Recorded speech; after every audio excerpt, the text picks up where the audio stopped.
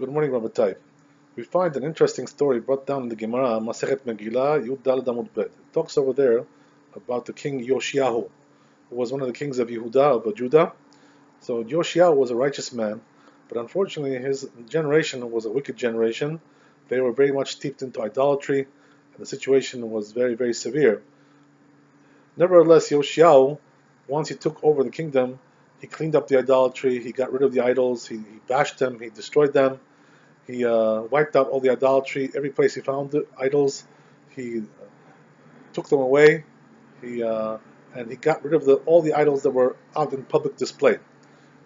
So what happened was that nevertheless there was a very great divine wrath in that generation from God, and therefore what happened was that they found a Sefer Torah in the Bet HaMikdash, the temple, which was open to a place in the Sefer Torah and the Chumash where it talks about the destruction and the exile of the Jewish people because of the wrath of God.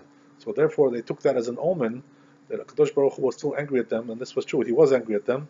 So what happened was that they decided to send emissaries to a prophet in order to ask the prophet what would be.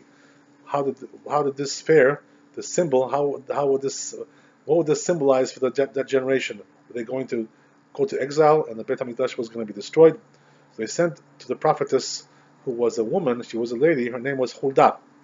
So the question arises over there in the Gemara. The Gemara asks, why did they send emissaries to a woman prophet? There was also in that generation Yirmiyahu, Jeremiah, who was a bigger prophet than her. He was the head prophet of that generation. So why didn't they send emissaries to him, to Yirmiyahu? Why did they send emissaries to a woman who was not as great as this Yirmiyahu, to Huldah? So the Gemara answers the question.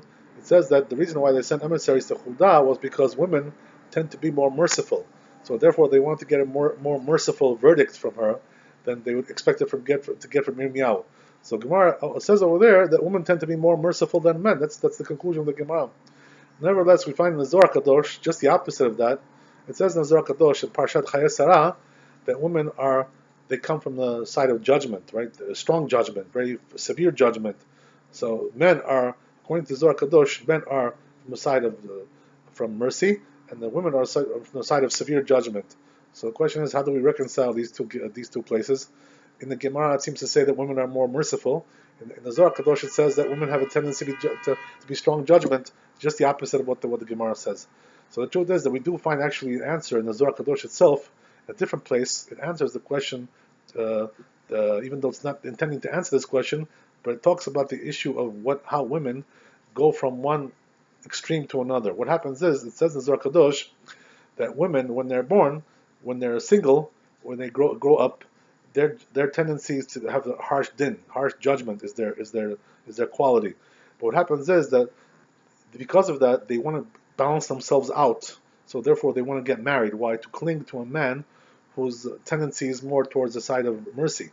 So what happens is that they have a tendency to cling to the man. They want to get married in order that they should get the quality of mercy. So it says in the Zohar Kadosh something amazing. It says that once the woman gets married and she clings to the quality of mercy of the man, they get, as they say, right? Ishto kegufo. A man and a woman are considered to be, a husband and wife, like one body, one soul. So therefore, what happens is that once she clings to the side of the mercy of the man, so she falls in love with that so much, the side of mercy, that she actually adopts that trait more than the man himself. So what happens is that even though women by nature, when they're born, they're more on the side of din, they're more on the side of judgment. What happens is that once they get married, they cling to the side of chesed, of the kindness of the man, they actually fall in love with that quality, and they adopt that even more than the man does. So what happens is that once the woman gets married, she actually becomes more merciful than the man. She loves that quality, she clings to it, she sticks to it.